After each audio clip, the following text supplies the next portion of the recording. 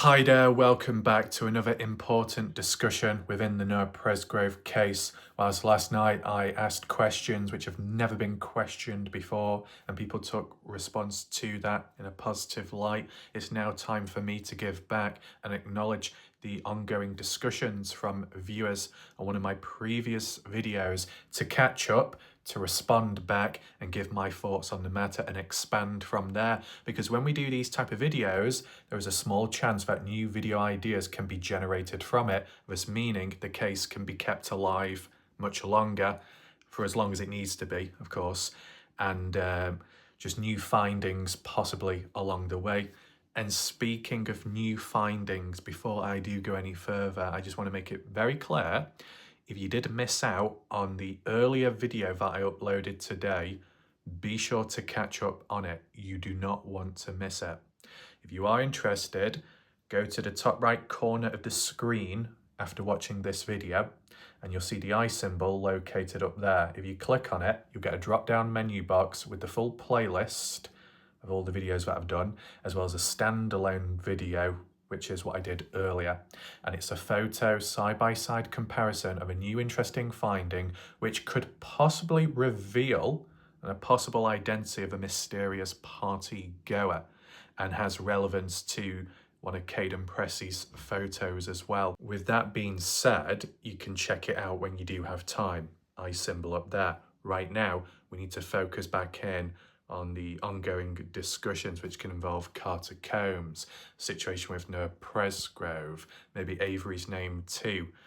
And I want to do it a bit differently today, if it is possible. Whilst yes, I do this introduction and I show my face, instead of just switching to the comments and sticking to a blank, boring screen, if there's an opportunity to elaborate and expand on a question or a point from my point of view, I'll switch the camera back to my face, just so there's a bit more movement going on. It's okay when it comes to the map because you're constantly moving about there. But when looking at a discussion page or a comment section, it's a bit more still. But in all fairness, when it comes to Facebook posts and comments, we've not gone as deep or heavy in recent time, but that's for good reason, because it can get a bit overwhelming. As for YouTube, it's more under control. I think there's about 100 plus comments to get through today, but it will be fine, so you don't need to worry there. What I just want to say is like a little introduction. Welcome to anyone and everybody watching this live premiere. Share your thoughts and opinions in the live chat box on the right hand side of the screen. And by the end of this video, be sure to drop a comment down below to let me know your thoughts, opinions, and if you've got any additional questions, and I will respond back later. You'll also find a pinned comment too with additional links if you do want to support this channel. And I'll be giving credit to one individual today because a quick glance over the comments, there was a big surprise, which was very positive. But as I said, for all the other comments, which I glanced through, I didn't get time to respond. That's why I'm doing this video now.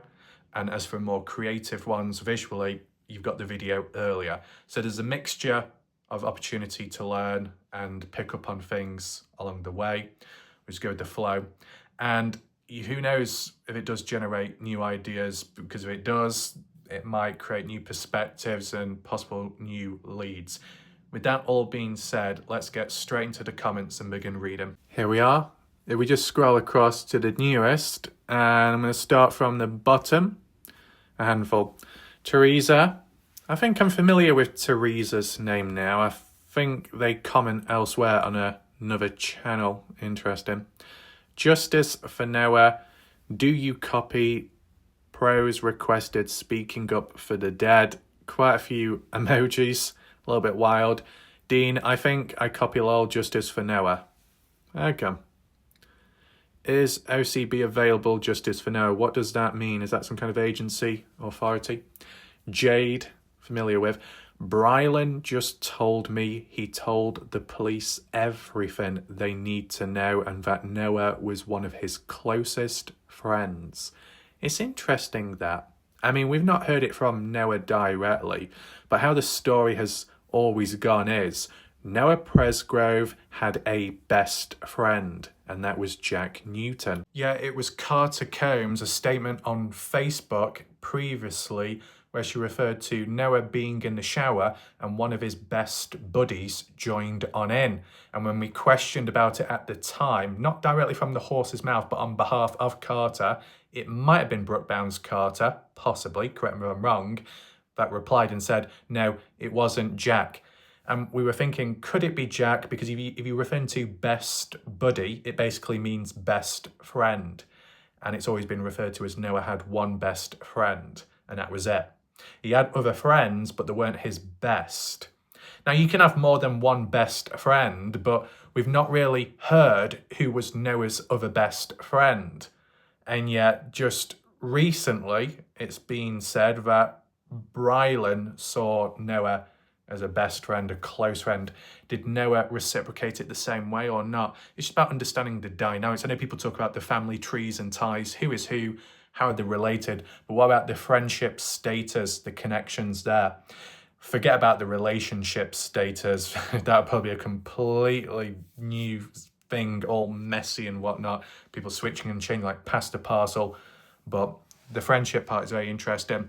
So to refer back to the supposed shower, Noah in there with two girls, Carter, Jasmine, holding him up so he didn't fall, and then another guy came on in, a best buddy. Who would that be? No name truly given, no true identity revealed. If it was so innocent and it wasn't that big of a deal, why is it so hard to try and find out who was responsible for joining Noah in the shower?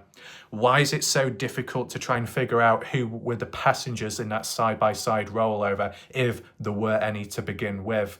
These are questions which still remain unknown till this day, and if they're not relevant to Noah's death, then they should have already been answered by now. And if the excuses by others out there, oh, it's not that important, it doesn't matter anyway, that sounds like a bit of deflection, minimization, manipulative. Oh, it doesn't matter. Just forget about it. It's not that important anyway. Move on to the more important stuff. Oh, you mean move away from the important stuff and go elsewhere as a form of misdirection? Psychological warfare, not going to work, non-negotiable. Okay? If it's so simple, then there should be a simple answer with it. And that's just not happened. It's kind of like to an extent with the dove hunt when Justin Roy wanted answers. Whether he worded it correctly or it came across as too direct, depending how people react to the questions at the time and what else was going on in the background, to get an answer there was a complete debacle, a mess, wasn't it? It didn't lead to a good resolve or a good outcome. So some of that still remains a mystery till this day. Who knows if answers will come about, but with this repetition, it might help somewhere. It might bring in the right person. Now, with that being said, let's refer back to Jade's comment with Brylan. Within the comment thread, there were some responses. Safia, that's what I figured he would say. What, say the right thing that benefits him, but it doesn't mean to say it's truly natural or genuine? Trisha adds, I sure hope that's the truth. Noah needs his true friends to speak up and tell the truth and stop letting the threat to hold them back. They can be protected if they tell the right authorities. Luana just laughs. The other Dudan says, sure hope so. Y'all. Is that good enough? Trisha, nothing funny about Noah's case, period. If it would have been your child, you wouldn't be laughing, that's for sure. Oh, who's that responding to? I don't know. Luana, bite me. Ooh, careful. Don't tempt some people, because I might. Laughing that anyone would believe one of the party goers at this point. I understand that. Luana is just referring to how convoluted, how stories and inconsistencies switching and changing with party goers. Is it truly believable now as someone stated a particular thing, or is it hard to believe in? I do understand. Trisha, you probably have STDs, so I don't want to bite you, period. Truth hurts, doesn't it? Okay, so we're talking about STDs and other kinds of issues. Well, if you want to walk into the doctor's clinic, Warlight Ref's door is open. Wow, I didn't think we were going to start off this quick. Sharon, what is going on? Safia says to Luana, bite you? What are you, in junior high school? Or maybe we're in Transylvania with vampires. Who knows at this point? Laughing my ass off. Where do you want me to bite you? Whoa, Trisha, calm down. Wow.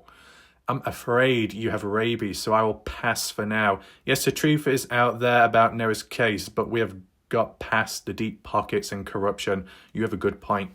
Beth, I'm sure he said that and it's scripted exactly the way it's supposed to be.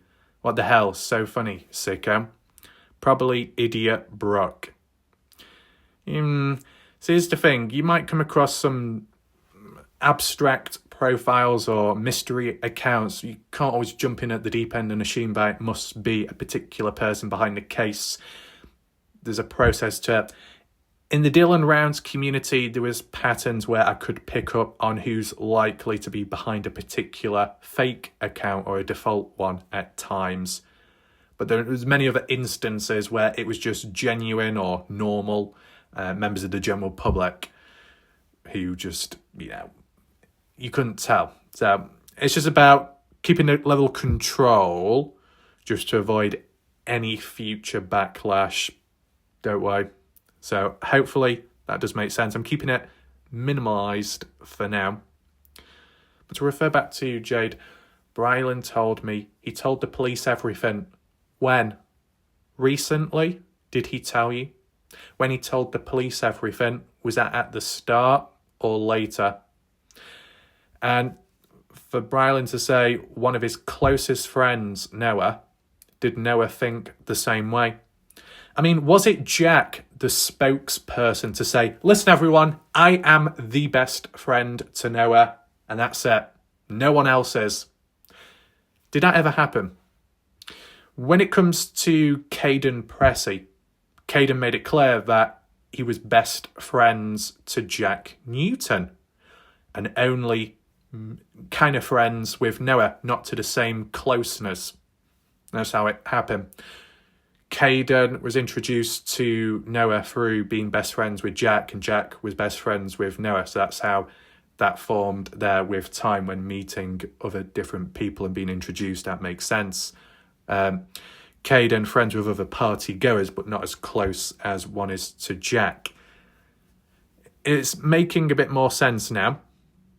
Let's move on. TJ, shout out to TJ, good individual.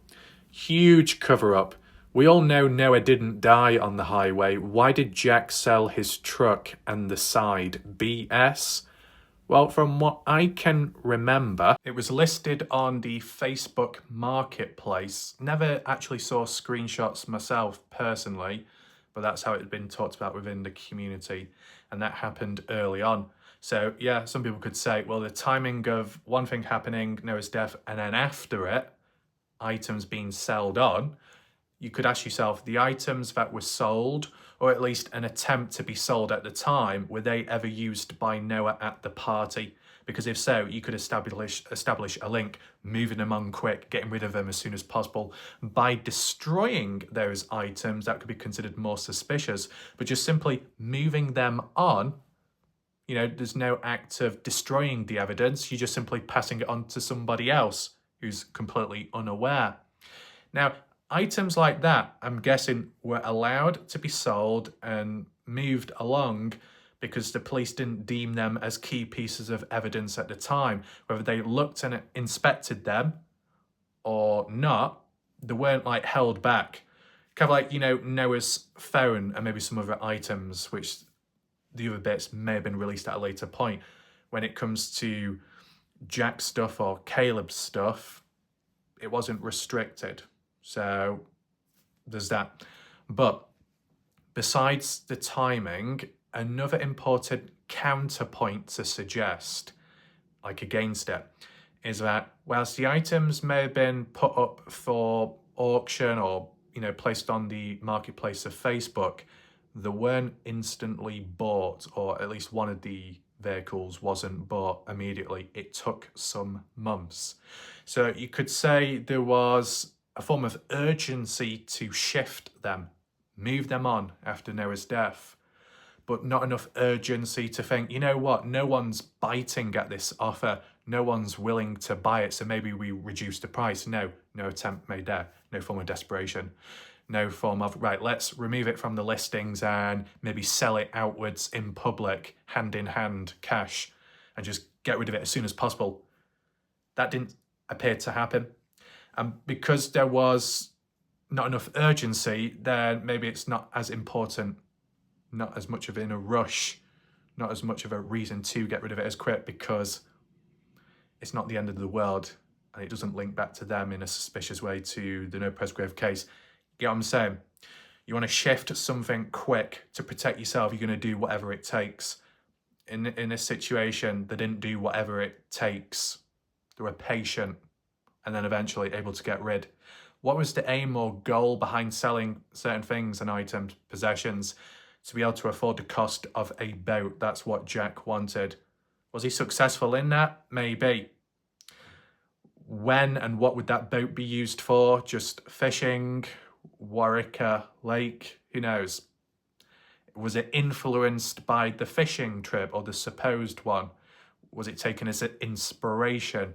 Whilst yes, it's separate from the case. You know, you think of how direct or indirect influences can affect people's decision-making and choices made along the way. As an indirect theme, does that converse back to the Noah Presgrove case? Let me know your thoughts down below.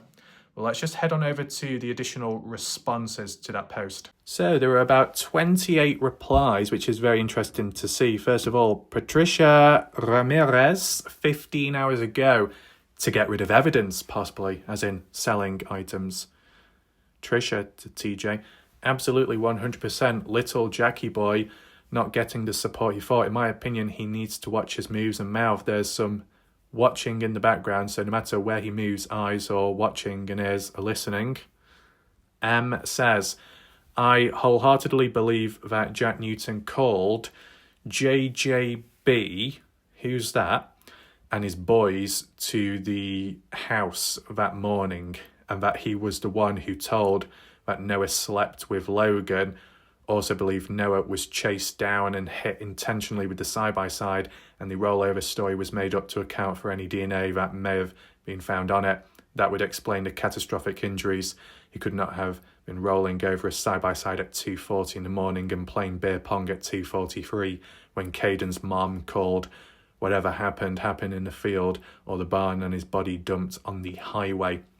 Okay, so I've got some things to say about M's comment, but I'm going to keep this up on screen just to make it easier to respond back to, so we can deconstruct it. So first of all, JN means Jack Newton. JJB basically means JJ Bump Ass, an individual who we've not referred to in a long time.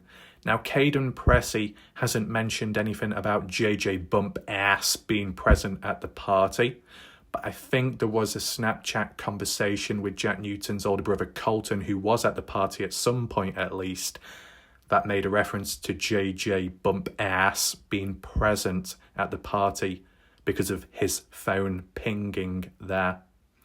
So that's kind of interesting, that. Caden Pressey did say, though, Sunday night going into Monday morning, no timestamp given, but he was woken up or he was half asleep resting, and he did see Travis Monson, Colton Newton and a skinny individual, no name mentioned, return back to the house to get beer. Could that tie in with what M is referring to here, the identities, including JJ? Returning to the house or arriving at the house Monday morning, and could be influenced by a false claim maybe being made that Noah slept with Logan. Why would Jack do that towards Noah? Is it as a form of payback because Noah was washed down by Jack's girlfriend and there was a form of jealousy? Take in mind that supposedly Jack started it all off on Saturday when Noah yelled at Jack for Jack flirting with Noah's girlfriend, but at the same time you could argue and say, whilst that is unfair and being stabbed in the back by your best friend, it shouldn't have impacted Noah too much if Noah was quite okay with possibly flirting with other girls at the party in which his girlfriend at the time was not at. So we got to be fair there with the balance. What else do we have here? Believe that Noah was chased down and hit intentionally with the side-by-side. Are you talking about the side-by-side which Noah was supposedly driving earlier? And you're saying that the rollover story was made up. It was fake, right, as a cover-up. Well, if that's truly the case, you think it's a cover-up, then indirectly you must be thinking that Caden Pressey is a liar, possibly. Because Caden Pressey said he was shown the side-by-side rollover footage at the party house. At a later point, he was shown that video. The timestamp mentioned was 2:40. And yes, I do understand it can conflict with Caden's timeline, and we'll get to that in a second. But that's from what I remember hearing, and I believe it was from the private interview of Caden Pressey as he's referring to it. So if Caden saw the side-by-side rollover and stating Noah got out or got up and had a bloodied nose, that's what Caden has said. If M on screen is saying it was made up, then why would Caden state that from what he saw? So M, what do you think about that? If you want to respond, you can do so. The bit about he could not have been rolling over Noah in the side-by-side at 2:40 in the morning and also be playing beer pong 3 minutes later or so. As a reference, Caden Pressey went to sleep at 2 in the morning and was woken up at around 2:43 a.m. when Caden's mum, Alicia Lee, called Caden to announce that his cousin Georgia made it back home safely. With Caden being woken up at that time, looking about, he said he saw Noah with Jack and Jasmine playing beer pong.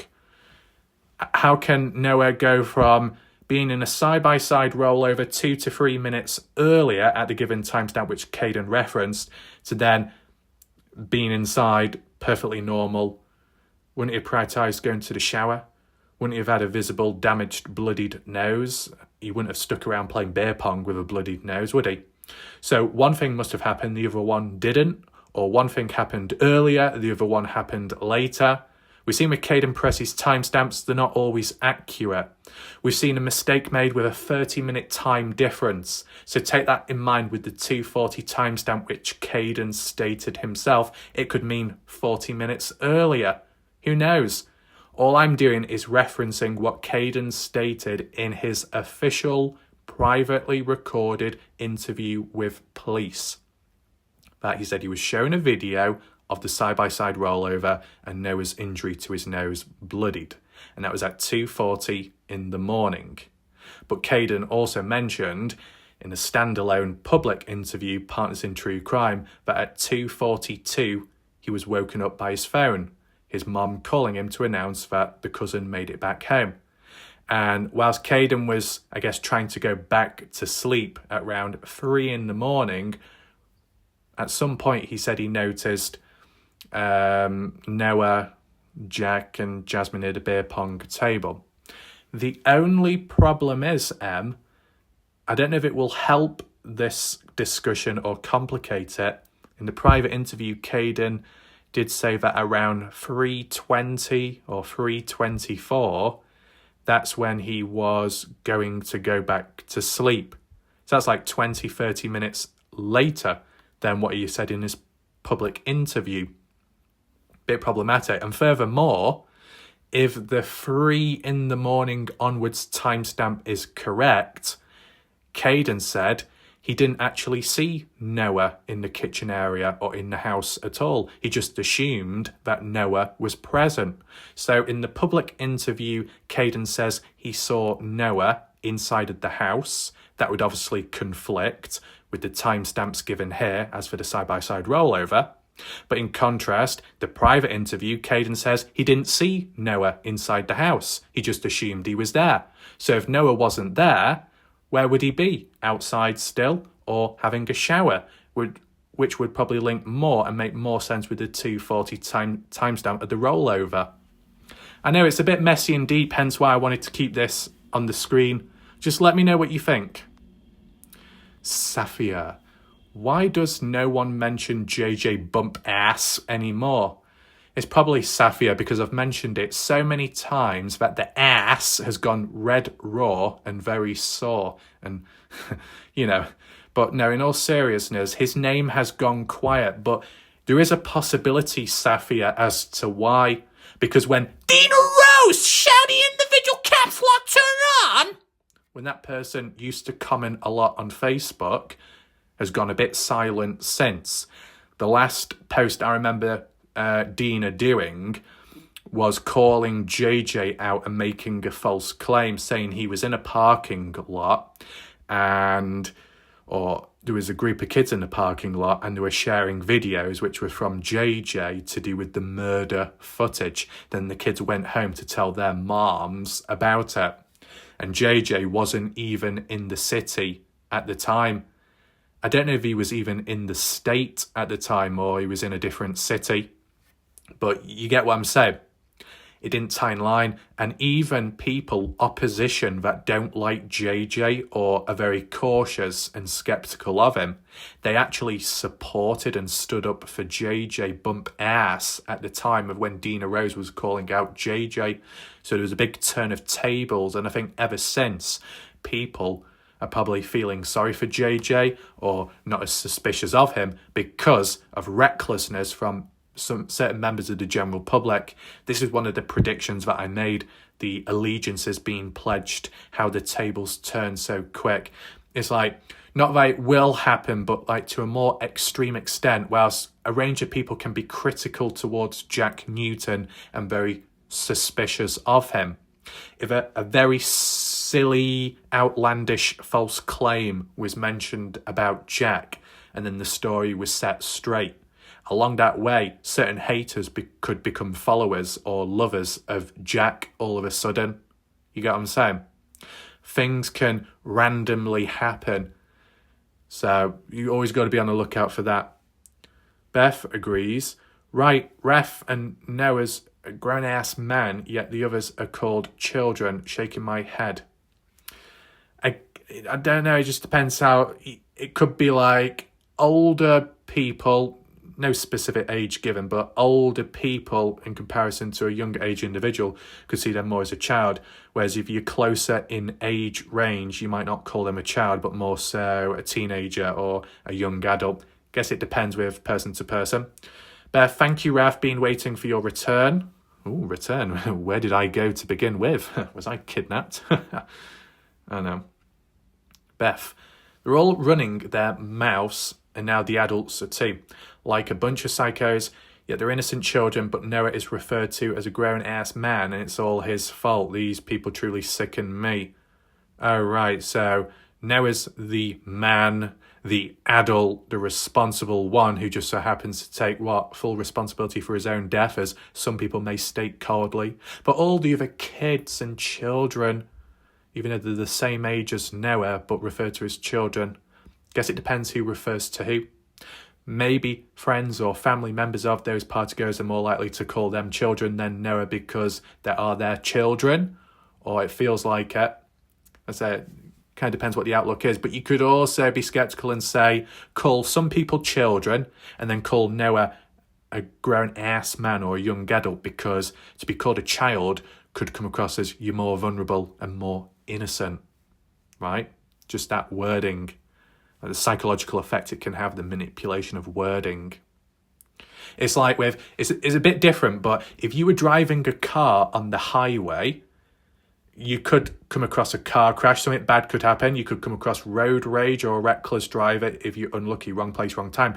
But if you were in a car and you didn't have a child, you didn't have a baby, but you had a sticker on the car or on the window that said child on board or baby on board, drive with care, sometimes that can have an indirect subconscious psychological effect on drivers behind or in front, and maybe less likely to cause road rage or cause trouble because they're aware that there is a vulnerable person on board in front of them. So just that language change, adding certain words can change the overall situation and course of direction of stuff. So yeah. Beth, Partygoers claim a lot took place within roughly 30 minutes of the 15-year-olds leaving, and I still feel they left rather abruptly and meeting their ride on the highway instead of waiting for their ride to come to the party. That seemed weird to me, and I feel this is the turning point in Noah's life. Just my theory, of course. I mean, did the 15-year-olds walk to the highway to be picked up and then to be pulled over again, to then be, at least a cousin, picked up by Alicia and Melissa and taken home properly? Because at least from what I remember, there was already movement from the party house being driven home or driven somewhere, getting onto the highway already in a moving vehicle. And Alicia or someone else noticed it through the Life 360 app and took action from there and whatnot. But to be clear, Alicia did not go to the party house.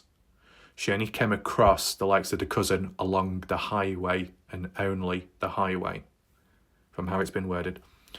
Bev, I don't believe Noah was okay that entire Sunday night. If he wasn't okay the entire Sunday night, wouldn't it be important to analyse all the party footage of Sunday night then? To look at the body language, the mannerisms, the behaviour, the atmosphere. How did Noah come across? How did he act? What did he look like? Was he having as much fun as he did on a Saturday? When did the whipped cream occur? Because Noah was laughing a lot there and more. You've got to take that into perspective. I truly believe if we had a real investigators on this, we would have all the answers and many in jail by now. It depends how strong that investigator is and how much power they have. If it's one against all, it could be, well, like certain community, it could be difficult. Carl, who is JJB? JJ Bump Ass. Who is JJ? Just what I said. Maybe you should look at this, ref. What if Noah wasn't drunk, driving as a tongue twister. Yes, but not drunk. What? The victim blaming needs to stop. Noah wasn't drunk, but he was drinking, but not drunk. Yeah, so you can drink alcohol, but keep it to a minimum so you don't get drunk. Right, so where are we going with this? Noah did not kill himself, nor is he responsible for his own death, and many have made it home safe after drinking, but not drunk. Noah looked like he was holding his own in defending himself this entire time that we actually saw. If Noah were drunk, then no way he could have. I mean, at least from the footage, I've not seen any footage which shows Noah defending himself or being dominant. More so, I've seen more footage publicly to suggest that Noah was on the receiving end of a range of different things and he didn't fight back and he didn't seem too fazed by it. He didn't protest. And that's just to a small extent, at least from the video footage of what we've seen public. Look at when Shandy, that blonde girl, slapped Noah. Jack was the one asking for it. Shandy ignored him. No, Noah, I'm going to slap you. What did Noah do? Turn around, completely oblivious, took the slap, and that was it. From the looks of it, if you watch it slow, Noah braced himself, almost anticipating it, but not reacting too much, just accepting it. And that could be a problem, couldn't it? You just accept it, you allow people to walk over you. You've got to take in mind that there were certain activities at the party before things escalated where there was no need to retaliate, because sometimes if you're strong enough, powerful enough, you don't need to worry. You don't need to see others as a threat. You might get slapped, you might get shoved or pushed, and you might not react. That may be seen as a form of weakness, but more so a form of strength, resilience, holding it in and not unleashing the beast, because it could lead to people getting hurt. And if you hold the power, if you are the dominant one, you don't need to worry about anything. But once again, from the party footage, what we saw, it was Noah getting slapped, not the other way around. We have heard the stories that on the Saturday, I think as mentioned by Caden in the private interview, that Noah beat Mikey Lair in some kind of wrestling match. Who knows how that went? Dominant fashion or what? People said Mikey does wrestling too, but Noah was just that good. Right. And then what that transpired to Sunday when Mikey fished hooked Noah and Noah bit his finger. It seems quite mild, that. So, yeah, Trisha, they're not humans, they're pathetic creatures. Lisa, why can't someone stand up for Noah and tell the truth? Someone knows exactly what happened to Noah. His family deserves to know the truth about how he died. Safia, well, they were grown-ass adults. Bump ass. Oh no, Safia's getting involved as well with the word. Trisha, that's all they know to do because they're evil. I know, right? The other Dutton, I think it's Laura this, so they're grown-ass kids. JJ Bump Ass was best friend or boyfriend of Logan Jernigan, and she is boyfriend or best friend with AC and Carter Combs and Jasmine Milan. Right, BF can mean best friends, and it can also mean boyfriend. I'm guessing best friend here, but more about that in a second. Dutton, yes, yes, and yes. Noah laid out in the heat for 12 hours whilst his body decomposed. During this process, fermentation takes place, which can artificially increase the BAC, giving a false reading. Noah also was possibly in a body bag for another 12 hours or so, as we do not know how his remains were stored in the morgue prior to his autopsy. So 24 hours before his autopsy and possibly before any bodily fluid samples were taken, in my opinion, we don't know. Also, did Emmy's office purposely wait 24 hours to get his BAC up to fit their narrative of a wild drunk? With his BAC at 0.14, and well, maybe he was not drunk at all, and that's the narrative they're pushing to shaming, blaming him, so people will blame him for his own death. Warlight Raft, please investigate this info, as the 2 screenshots are posted in army and case discussion groups. Do not know how to send through YouTube. Noah's case needs your help here. Thanks in advance. Well, I guess we can take a look at that at some point. I'll try and search it myself, and if I can't find it, I'll respond back, leave a comment or tag this individual, and then we'll follow it up from there. The girl said Avery Combs ran them off at midnight, but they were still around a while waiting on a ride or to sober up, not sure. The girls. Who are the girls?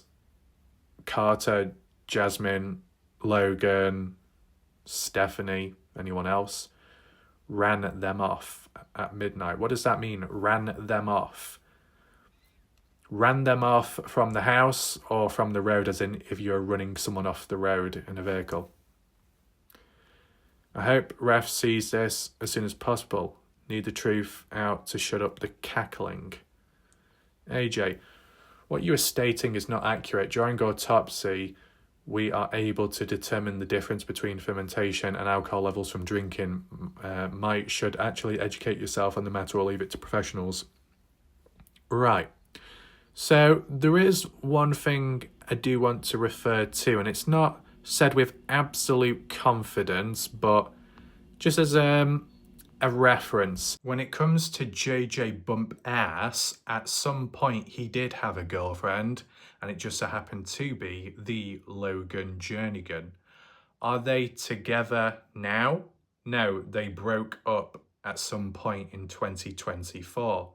Was it a Jack Newton, Carter Combs 2.0, where they break up and it's publicly announced, or it becomes announced publicly somehow, and then secretly they're together again later? Who knows at this point? Anything's possible.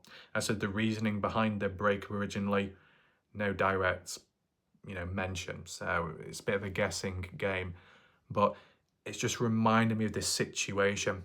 Logan present at the party house, living there, having her own bedroom.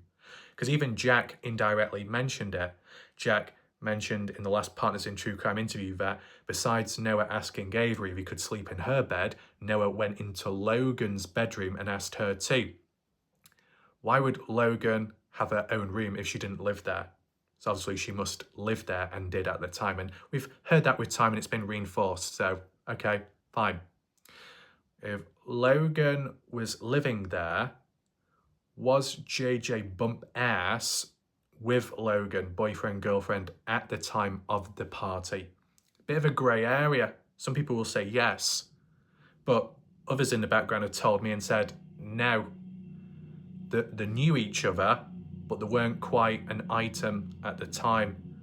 So I don't really know. It's a bit of a grey area. We don't have that full confidence or that full proof, but maybe the right person steps in with a screenshot, a reference that could really help. I think what would also help is having a straight bloody tripod. There we go, get into shot. So the last time I heard the reference of JJ Bump Ass being with Logan Jernigan at some point in 2024, months ago, at the time of when Caden Pressey and his screenshot, the Snapchat conversation. Scrap that, it wasn't a screenshot, it was a photo taken from another phone. Caden's girlfriend taking the photo of Caden's phone's point of view from Snapchat conversation with Jack at a time of when that all occurred and went down, when Caden Pressey was with his girlfriend in a diner along with JJ Bump Ass and JJ's girlfriend Logan Jernigan, all together at the time. Very interesting, isn't it? At the time. Ever since Logan, JJ breaking up, and Caden, I guess with JJ and Logan and beyond, parting ways as friends, like how Caden said, all people cutting contact with Caden. First starting off with Jack and then a chain reaction onwards. Kind of unfortunate, but it might raise a few eyebrows for some. But at the time of being in that diner, and this is months ago now when referring to it, Caden showed, the photos online, or on behalf of the girlfriend who took the photo, shared it online, and it mentioned about Jack asking questions, wanting to reconfirm the story of the party, and just to make sure everything was correct and consistent. And Caden's like, well, you already know, why do we need to say it again? And Jack's like, but I just want to say this and that. You don't want me to get upset, do you? And some people interpret that as a bit of a threat. And then the conversation went on a bit more about it being daylight, and then Caden responding, what are you on about? It wasn't daylight, it was dark and you needed lights or so. I'm just saying it roughly because you should remember it by now, and if you don't, I do have a more detailed description, the photos, the screenshots, whatever you want to call it, a full analysis of the matter with some little updates along the way. You can find that on my channel. Another way of finding it will be where the eye symbol is. Click up there where the full playlist is available. So when reverting back to Logan and JJ, if they were truly together at the time of the party, and you got someone like Noah just talking and sleeping on the floor next to Logan, it could be interpreted or misunderstood. And if you got Chinese whispers, there could be an opportunity to spread false news to JJ, and JJ could get defensive and angry, take it out on Noah, one thing leading to another, and Jack being the catalyst for creating all of that. Just as a theory or a suggestion, I could understand it, but I just don't know how close JJ was to Logan at the time. And what I still find odd is, why the hell would Logan sleep on the floor next to Noah when Logan has her own bed and she lives there? Who else was sleeping in a bed? What, she just left it empty? I'll sleep on the floor. I live at this house. I've got my own bedroom, but I'm going to sleep on the hard floor instead so I can be next to Noah. Interesting. Was it done like that? Willing to sacrifice the comfort of your own living to be closer to someone you may like, but in such a way that it doesn't come across as too suspicious? Yeah, the other way would be, oh, I'll sleep in the own comfort of my own home, in my own bed, and with Noah. But then it's too obvious, isn't it, if someone like Avery sees, or another individual. It was said that supposedly Avery mentioned to Noah or Logan or both that you better have not done anything together or slept because I will kill you, as it was roughly re-quoted by a witness. I mean, how true is that? Who knows? Was it truly meant at the time? Maybe not, but when you're looking back now in a possible murder case, Doesn't sound too good, does it? And it's not the first time Avery said a line like that.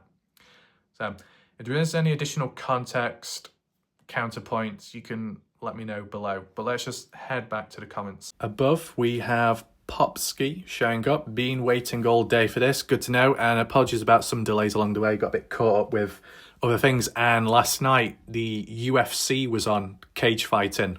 Really good event. Had to catch up with that. Gets a bit busy at times, so apologies. We got Sharon. Amazing video 18 hours ago. That's good to know. Really good.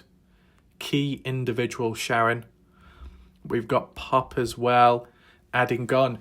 Jack seems like, he's a bit aggressive. Call out everyone. Alcohol is sedative. Why was he helped to stand in the shower and not just sat down? Yeah, fair point. Was it because people wanted to film him? Yeah, I mean, that's the question. Why did anyone want to film Noah if he was in a vulnerable place? And a bit of privacy too if he wasn't wearing anything in the shower. I mean, there's been some people that have claimed to have seen the footage and it just showed Noah from the back, hunched over. That was it. Not much going on. So who was recording? One of the girls? Was it Jasmine? Was it Carter? And why? And then, supposedly one of Noah's best buddies, but not Jack, came on in, jumped into the shower with Noah. Oh, but that wasn't recorded, but they were laughing and having a really good time. That's what I don't get. Why would you record in the first place? And if for some reason you thought it was good to record it, even though it's not the best of things to do, if there was a reason, because it was really funny. They were having a really good time together, laughing, and it's creating memories in the shower. Well, that footage didn't seem to show that part. So maybe the guy that jumped into the shower was later and the recording was before that. Meaning the reasoning behind recording it is a bit more abstract and more questionable, I guess. Luana says, my father was an alcoholic. He was very aggressive and angry when drunk. Understandable, yeah. Beth, or was he actively dying at that time? I don't know. Pop, I was an alcoholic, but was never angry, mean or violent. That's normally a personal trait a drinker has before his addiction. I've seen it so much, but maybe it was the drink that changed your father. I'm proud to say I'm just over 6 months, sober and happy. That's good. It's true that it's hard detoxing. I suffered with bad delirium tremens, but now I know I can't have it. I had 1 week in hospital to detox. Okay. There we go. Some more comments there. Positive ones. And that one there. There we go. If you want to pause the video to read, you can do so. Safia, the party house in a very isolated location is very suspicious to me. The setting is creepy. Makes you wonder why that location, why the choice of party venue. Maybe I can give my thoughts in a second. We'll just see. Teresa, some landlord and party throwers being arrested for renting out houses for parties and to make a hit on someone. They video it and think how they figured it out. I don't know. I remember reading about a few of those at the state cases. Well, that really happened? Yeah, creepy indeed. In some ways, the whole Noah case could be a real horror show if it was premeditated. I don't think it was. I think it was crime of passion by a few, involuntary manslaughter, Google. They freaked out and moved the body from the field to the highway to deceive everyone to believe it was a hit and run. I believe after the beatdown, he was ran over by a truck or side-by-side lengthways, so no tyre tracks on the body, thereby receiving the massive ME autopsy blunt force trauma injuries. Okay. And Safia, too many terrible injuries to be a hit and run in my opinion. I saw that episode too, and I believe that he is right.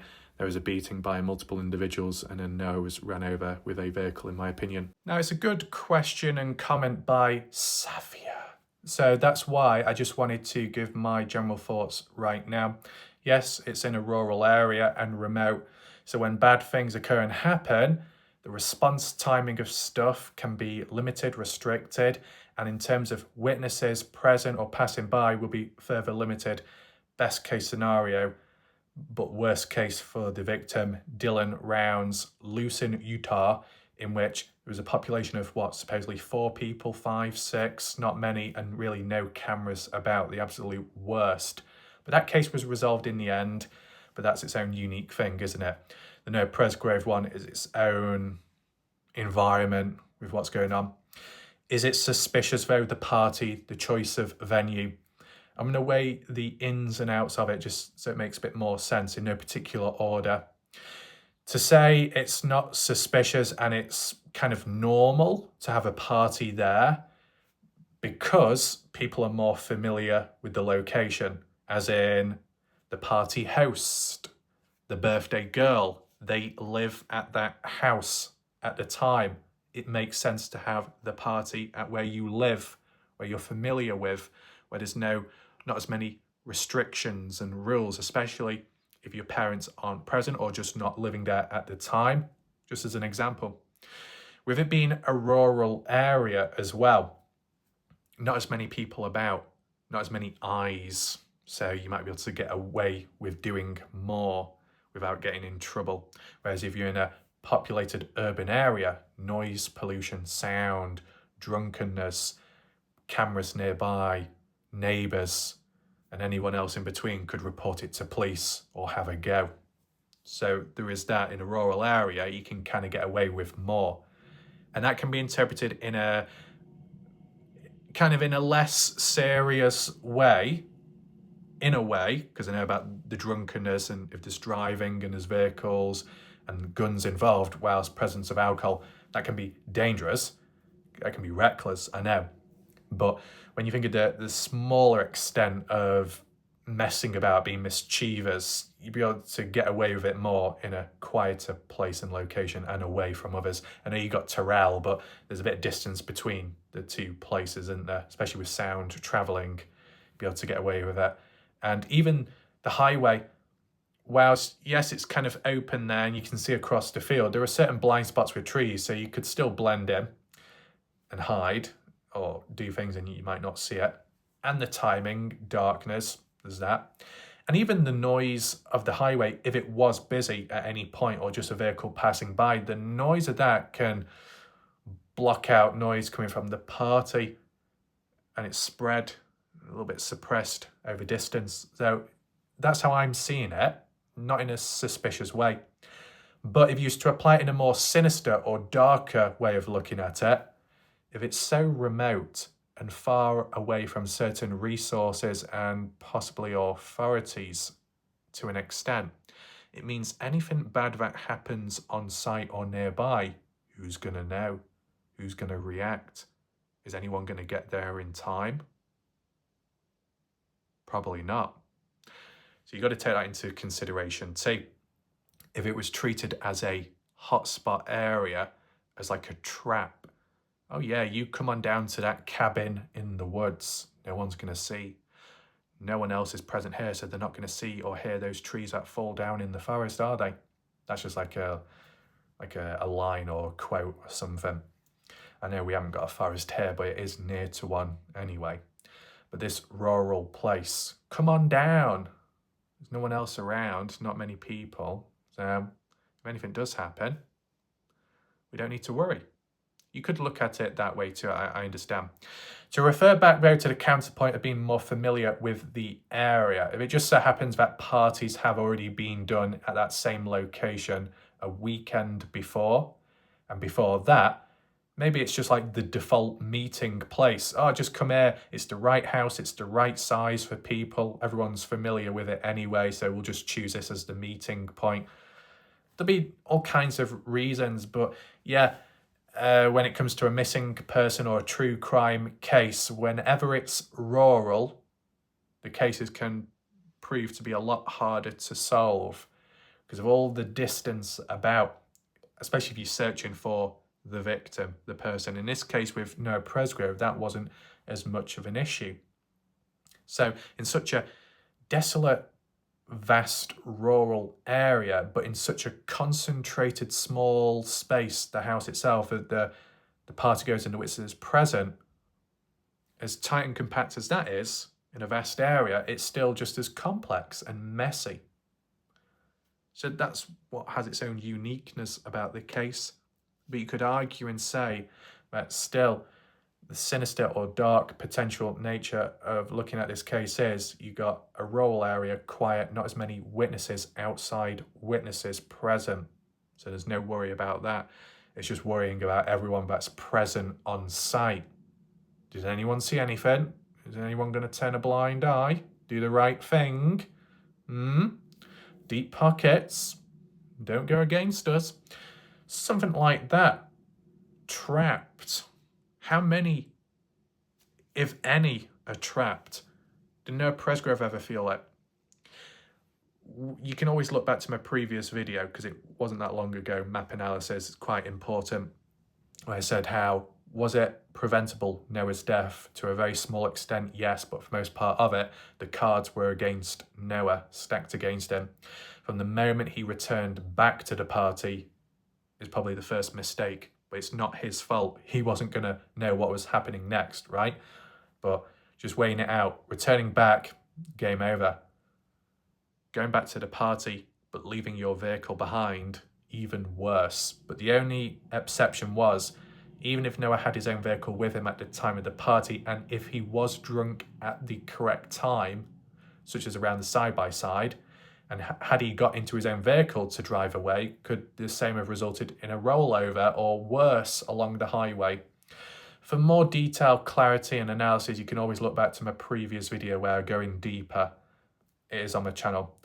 But that's just what I wanted to refer to there. So it's a key point by Safia. It opens up new discussions. I might even screenshot her comment just in case it's used for a future video if I want to do a more concentrated look at it and maybe apply it to the maps. I think it could be possible, Safia, your comment could link on to another video idea of mine, and even Jan's comment too. More about that in the future. Just keep your eyes out. Let's return back. Safia also leaves another comment above, says, maybe Carter Combs didn't take Noah home because she wanted to punish him for insulting her sister Avery. Not saying that it's right, but she seems like the type to act like that. So sister looking out for sister, maybe. Junie, I think they were mad at him, but not seriously, and refused to take him home. I mean, I think what needs to be acknowledged is what came first. If it comes down to Noah insulting Avery, calling her a fat beep, if that was because of Noah being denied of sleeping in her bed, well, the bedroom debacle took place after the shower. Before the shower was the supposed side-by-side rollover, and before the side-by-side rollover was supposedly when Noah was reaching out to multiple people, including Caden Pressey, who worded it as if it happened earlier on, whether that be Sunday night going into Monday morning. It's the order of events. So, if Noah called Avery out as a fat beep, and at the same time, just after, wanted a lift back, you could understand why either Carter or Avery would be more likely to be petty and not take him back because of how he treated her and the sister looking out for Avery. But as for the timeline, reaching out for a lift back home was much earlier on. So Carter couldn't use it as an excuse to deny Noah. There would have to be another reason for it, because of the timing of when it took place. That's my thoughts. Jade, I think Carter didn't take him because apparently Noah and Carter were in the corner talking to each other, and Jack probably told Carter he doesn't want her alone with Noah again. That's a fair point. We saw how Jack was with his older brother Colton on the Saturday when Colton was simply talking to Carter. And Jack supposedly said, you can't come back, don't be coming back, and telling him off. Form of jealousy, like his insecurity, maybe. Noah doing the same thing, but in the corner with Carter, just talking. Jack could interpret it the wrong way. And then after that point, Carter doesn't want to put up with that anymore or go for it again, so she thinks it's just best keeping a distance from Noah. But that would be a contradiction when Carter is quite okay with escorting Noah to the shower and washing him down Oh, that's not an issue. That's fine. Where was Jack when that was happening? Oh, Jack was supposedly asleep. With Carter. And Carter was the one to have woken up to see Noah walk into the room to get the side-by-side key from Jack's and then leave. And then the side-by-side rollover occurs. If that really was the case and Jack was asleep, what made Carter get out of bed to attend to Noah and take him to the bathroom? Was Carter more willing to do that knowing that her boyfriend Jack was asleep, so there'd be no issues anyway? Jack wouldn't see anything, so there'd be no questioning. But when it came to at what point earlier on when Jack was still awake and Noah was asking around for a lift, Carter had to deny it because Jack was awake. I can understand what Jade is getting at, possibly. It all comes down to the order of events. One day at a time, Jack could have easily rode with her to take Noah home. That's what friends do. Do you think it was premeditated? I don't know what to think about that. Yeah, so as you got the likes of Caden and then some other party girls, Noah reaching out too, did Noah actually reach out to Jack? And what was Jack's response there about a lift? Junie, not inevitable at all. Huh? Melanie, I think they're trying to say they think Noah's death wasn't inevitable at all. Dean, laughing my ass off. Raph, oh my god, the twatinator. You crack me up. Appreciate that. Yep. Many titles I go by now. Lindy, he's not a creator for nothing. He creates new words as well. Shout out to these two individuals and welcome Dina, if that's how you say it, to the channel. I think I've seen them before. Why does it do that when I click view more? What an awkward bastard. Not Teresa, but the YouTube. Noah's case reminds me of the Matthew Shepard story movie. True story, check out the movie. The world got loud when they found out what happened to him and why. Okay.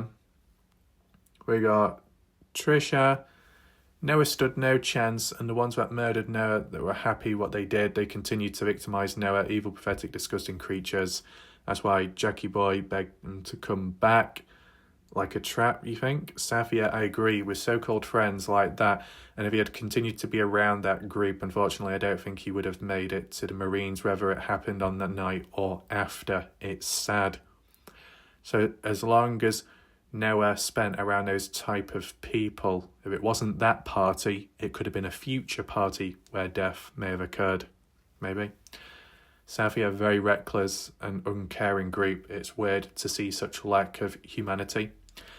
And, you know, that's just towards Noah, the lack of it. You could add on by saying the lack or the breakdown in communication with those friends and Caden, how ties have been cut like that, quite cold and sudden. Trisha, sad, true. I agree with you, but in time they will pay for the evil things. Safia, I'm glad you mentioned others because let's not forget other victims of the Howards and Newtons. But they're still getting by with murder. Pathetic. Skippy. Oh, there we go.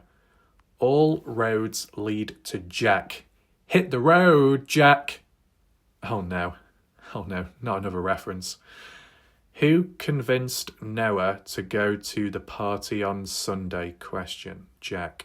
Who argued with Noah in response to girls? Jack. Whose side-by-side was involved in the rollover? Jack's. Same one sold afterwards? Is that so? Whose girlfriend helped shower Noah? Jack's. Carter Combs, yes. Who just happened to be asleep during many of the pertinent events? Jack. But also Carter Combs, even though Carter Combs was also helping Noah with the shower when she was supposed to be asleep with Jack. Yeah. Who from the party first found Noah? Jack. Who found the white shorts on the highway? Jack. No, it wasn't Jack who found the shorts on the highway. It was actually Tyler Hardy indirectly who mentioned at around 5:53 on that call, there was something in the middle of the road, which just so happened to be the white shorts. So indirectly, it was Tyler Hardy that saw them. Skippy says, who was allowed to stay at the scene before the LE even got there? Jack. Yeah, but also those other set of truck drivers unknown to us. Is there anything else I would like to refer back to? Yeah, where Skippy says, who argued with Noah about girl trouble? Jack. Yeah, supposedly. But you know what the issue is, Skippy? Ever since what we heard from Caden Pressey in the private interview, the private interview, on the Saturday, the very first argument that broke out to do with girl trouble, it wasn't Jack starting it, it was Noah. Noah was yelling at Jack to do with girl trouble because Jack supposedly was flirting with Noah's girlfriend, the girlfriend that wasn't present at the party at the time. So I just wanted to clear that up. Trisha, you're exactly right. I'm 100% with you. Wow, that really is true. Ain't looking good for Jack. What else do we have? I think the best thing for Jack is to step forward and tell the truth. I guarantee you he didn't do a professional lie detector test. That's just another part to cover up. I don't see how one can sleep at night along with other evil things. Carl, the last point. I and Warlike Raph always thought Jack staying at the highway, Noah's body seen with some unknown men with Caden was told to leave. Very suspicious. Yeah. We got Tom Lee, new viewer, welcome. Good call. Julie, I've always thought Jack was involved. Jack's name has been said in every event. And has Jack been the most vocal one in stating, I am Noah's best friend? Or is that how news media outlets have stated it? Because supposedly Noah had more than one best friend, but it doesn't seem to be acknowledged, does it? Beth, and that leads us to who was the mastermind behind the killing. Noah, bingo. Safia, and going back and forth, what was he doing? And Noah thought Jack was his best friend. What a betrayal. I mean, if all roads link back to hit the road, Jack, here we go. No, hold on. Sorry for my terrible singing. But, Jack in the Box, Jack of all trades, jacked up, pissed off, Jack off. Jack pissed off. There's so many references by now. You might as well have a bingo session. But in response to Beth, highlighting it could come back to Jack Newton, what about Kathy Bingham, the dodgy private investigator who's got a conflict of interest with Brylan Sweat? We can't forget about her, can we? So, yeah. Side-by-side rollover could not have happened at 2:40. Right, we don't need to talk about that because I referred to it earlier. Beth, Caden Pressey saw the video or the pictures of the side-by-side accident at 2:21 a.m. I don't remember hearing that timestamp. From what I remember in the private interview, it was 2:40 a.m. Let me know, Beth, where you got that timestamp from, whether it be elsewhere, corrected since, or it is from that said interview. Sunny Daz, great video. I appreciate that, but I'm also aware of one's attitude in the background, and I haven't forgotten. I've noticed that Sunny Daz finds it rather amusing that another individual out there who has an unhealthy obsession towards me, harassing me, attacking me, trying to question and tarnish my credibility on this case along with their little gremlins and bitch boys posse gang, Sunny Daz has recently found it rather amusing a particular post aimed to attack and insult me. It is what it is, but I'm a little bit disappointed in you, Sunny, and that's been realistic. But moving on, we've got more pressing matters at hand. Julie, Carter Combs and Noah were having a fling. Jack got jealous and killed him. The end. It sounds a bit abrupt, that. Do we have any proof that they were together, Carter and Noah, or is it just another rumour? Savia, so you think Jack is the only killer? Tricia. Plus, Carter was in the plan for all this to go down. The sisters and mum all wanted Noah, and he wasn't having it. Plus, Jack was jealous of Noah. But wasn't there a time in the past where Noah wanted to be with Stevie Howard? That was a supposed rumour going about. It got a bit messy, didn't it? Anyway, and to be honest, you just say Noah had a thing for other people besides Carter. If it be the mother, Stevie, then why should it impact Jack so much? Why should it bother him? Safia, definitely Jack and Carter involved, amongst others, in my opinion. So why was Carter wanting to help Noah in the shower? You know? Carl, you think Carter was having a fling with Noah even though he supposedly had a 15, 16-year-old girlfriend who wasn't at the party at the time? That would be cheating now. That's a fair point, Carl. And as well, for Noah to have a go at Jack, for Jack flirting with Noah's girlfriend at the time, why should Noah be too upset about it if Noah's quite okay flirting with girls at the party at the time? Tricia says to Safia, no, I don't think Jack was the only one involved in the killing of Noah. I think so also. I feel like the ones that placed Noah's body on the side of the highway and stage, his body is just as guilty. She was in on planning Noah's murder along with Jack and others. At what point, though? At what point was a plan made or agreed upon, before or after the shower? Safia, I don't think it mattered to Noah, but he had a girlfriend. But at the same time, he was okay with supposedly flirting with other girls at that party. I think it was planned out to kill. Nope, there's a few more and girls also. Everyone there except Caden. I've been wondering as well. This case hurts my heart. Jade, Brylan's mom said to me, Brylan coming forwards to the public to say he was telling the truth won't settle anything. Lol. I was like, what? That makes no sense. I think he's just scared to speak out public. Okay, maybe. Caden Pressey did speak out, but as a consequence was attacked, questioned, and maybe worse in the background. Maybe Brylan doesn't want the same thing to happen to him. Fair enough. But for Brylan's mom to supposedly say it won't settle anything is a bit odd. It might help settle things. It might reinforce some points. It might even help Caden Pressey, encounter the resistance that has been attacking Caden over time. So likely it would help, but at what cost? Yes, I get that. Carl, very good question. If Noah had not rolled the side-by-side, would he have used it to drive off somewhere to escape threatening bad vibes from certain people? Very possible. Too baffling that Ellie never searched the house or property for tyre tracks, footprints or bloodied area. Also, yes, I believe if he had stayed in the party house with people he knew as friends and not walked off into a field or road, he would be alive to this day. Dutton says, maybe Noah was not drunk and took the keys to escape and was stopped by jacked up off, oh no, a round ranger, and then things went bad for him. This is what I'm wondering. Oh, we got Melanie as well.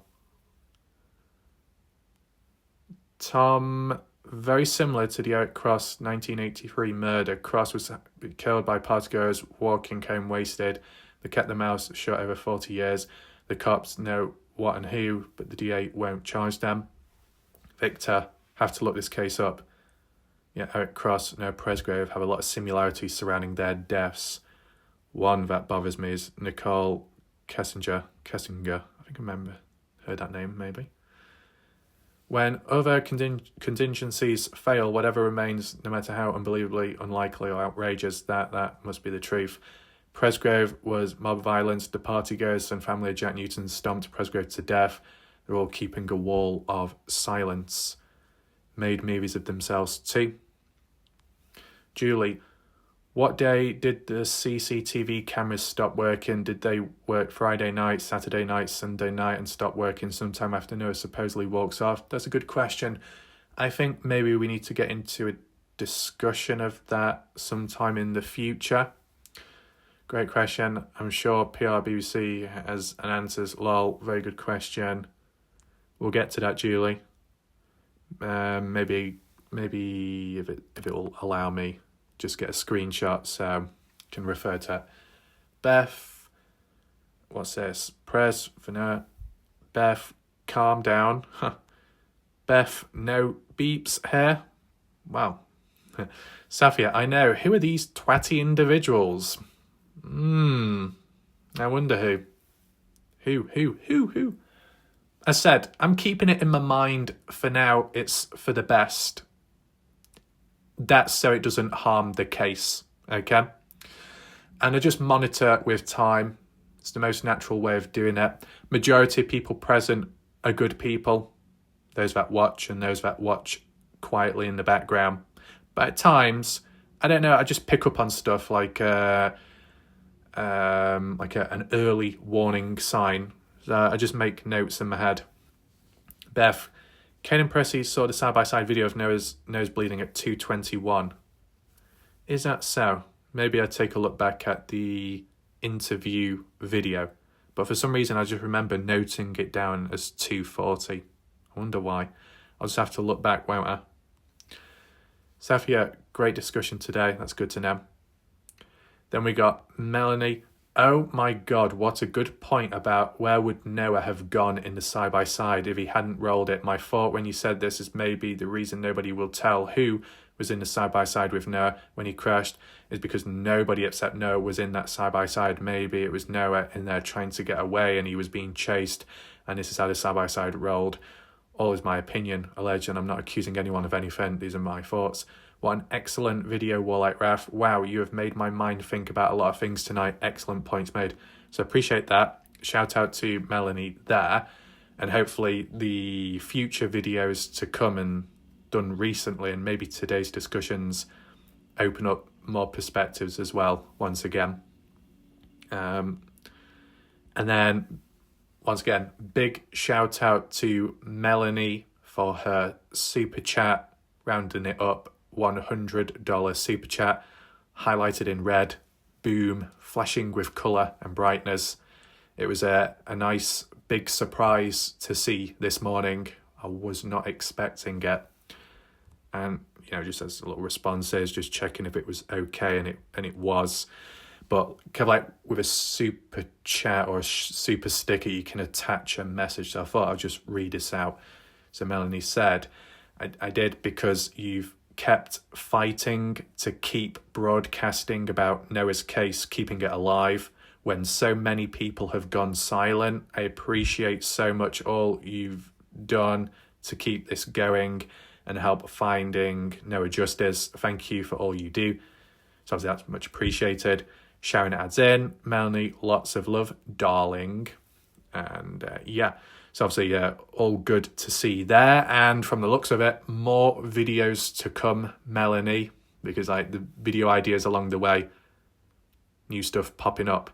We got Mark again. Why would anyone drive almost 100-mile road trip to pick up Noah if Noah was anything but fun to be around? Why would Noah walk off knowing there's nothing for miles? Why would Noah ask for a ride knowing people at a 4-day party can't drive that 5 days of drinking? If Noah crashed, why not call 911? I mean, for example, one probably wouldn't be able to call 911 if they were by themselves in a remote area of the highway and crashed themselves, such as Noah.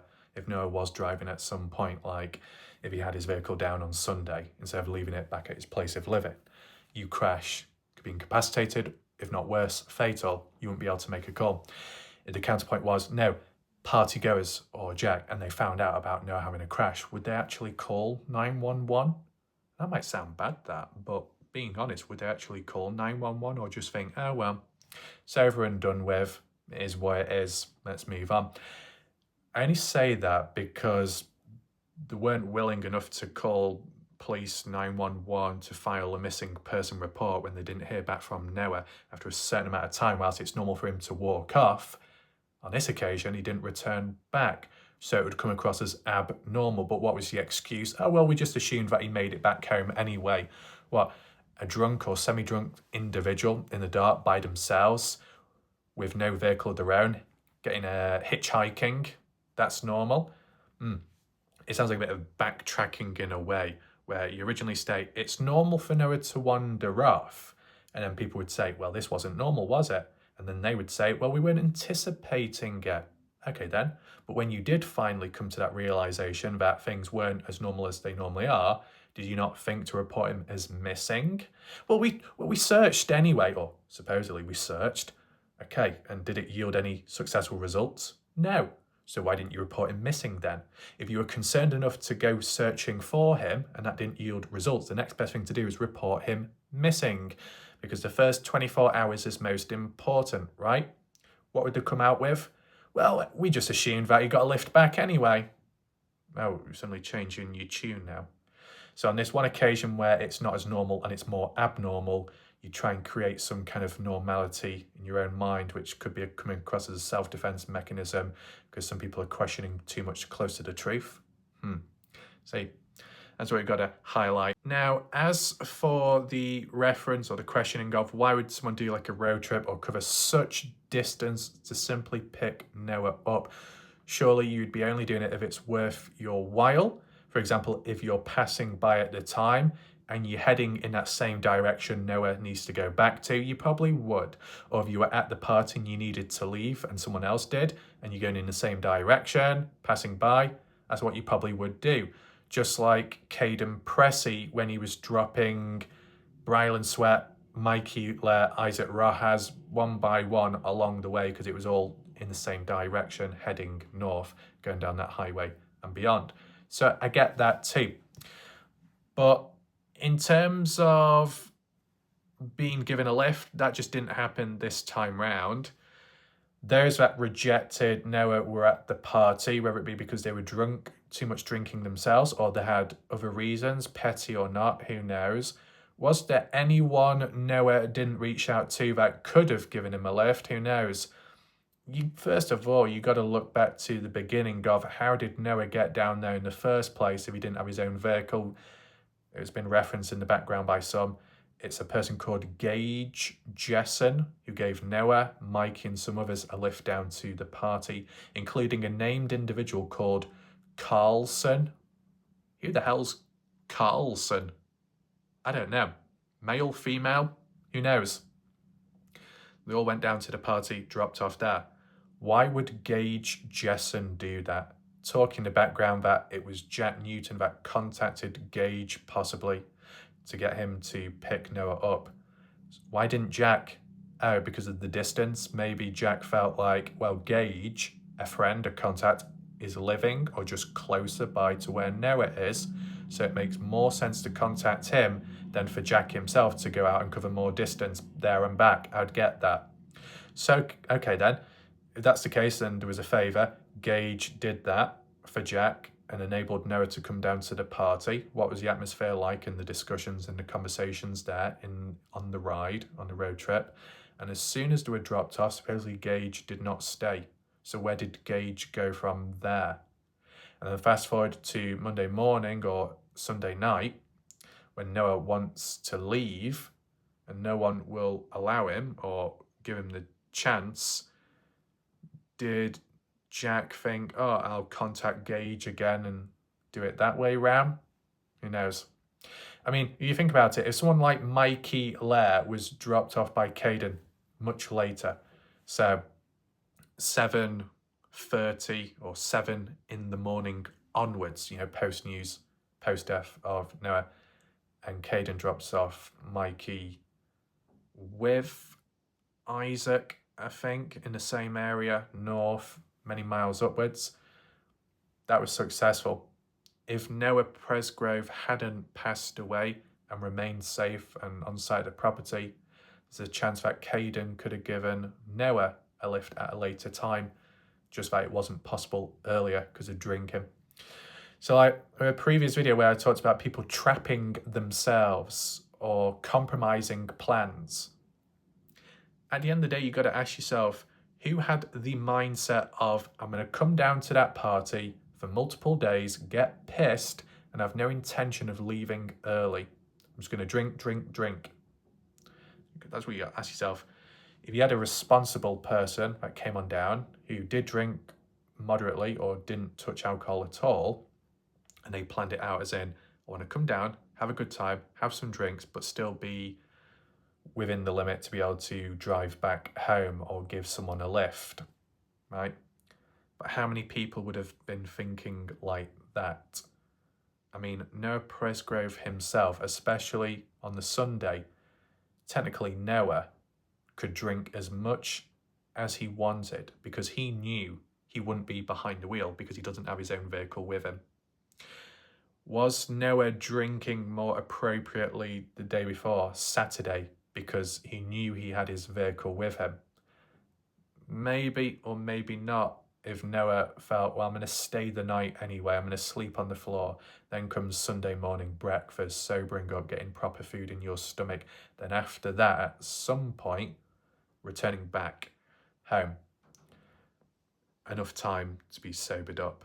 I mean, my question would be, when it came to Sunday morning breakfast, who got in whose vehicle? Noah's vehicle would have been at the party house. Did Noah use his vehicle, his own, to get down to Warwick, or did he get a lift by someone else? So that then after breakfast, when everyone returned back to the party house, dropped off Caden and all the girls, the remaining guys went back out to town with Caleb, meeting somewhere. Did Noah then take his vehicle to go back out to town with the guys? And then that's what led to then Noah, after that, driving back home himself and leaving his vehicle at his place of living. Could be. It's just trying to understand the ins and outs. But yeah, for such great distance, it's a demand in a way, especially the timing, early hours of the morning. You can have the most energy, probably not. And if some have been drinking, even worse. My question would be, if Noah Presgrove lived more local, like Terrell, nearby, would partygoers be more willing to have given him a lift, even if it meant compromising situations such as driving drunk? Yeah, but people wouldn't do that. I mean, if certain partygoers may have got in trouble in the past or done bad things and there was no consequences there, they might be thinking, well, is it going to change now? Who cares? So really, distance would be a good measure in this case. The closer Noah lives to the party house, does that increase the chances of Noah being given a lift back home? Although it didn't happen in an alternative universe, it would have been good to measure the attitude and responses of people. And in all fairness, got to also acknowledge that it isn't just Noah that may want to go home at a certain time or should be expected to get a lift back. There are other party goers besides Noah that would be reliant on a lift back home. So Mikey Lair, good example. And maybe some other named individuals that I've not mentioned. All in all though, with that being said, hopefully this conversation and discussion was of value to people and my responses on top. You know, some key people with key comments. It's obviously good to see, and some new ideas as well. If you've got any more thoughts or want to expand on anything, clarify, make any corrections, you can do so in the comment section down below. If I get the chance and opportunity, one thing that I will do is try and look back at the private interview of Caden's to look in for those timestamps to see if anything was misheard or whatnot, and then go from there. But yeah, it'd be appreciated if you hit the like button on this video, click the share, so then more people get to see it. More conversations generates more discussions and more, helping keep the case alive and spread the awareness of this video. That'd be appreciated. That all being said, my name's Warlight Ref, and I've just noticed there appears to be a lurker. What's that lurker doing over there? I don't know.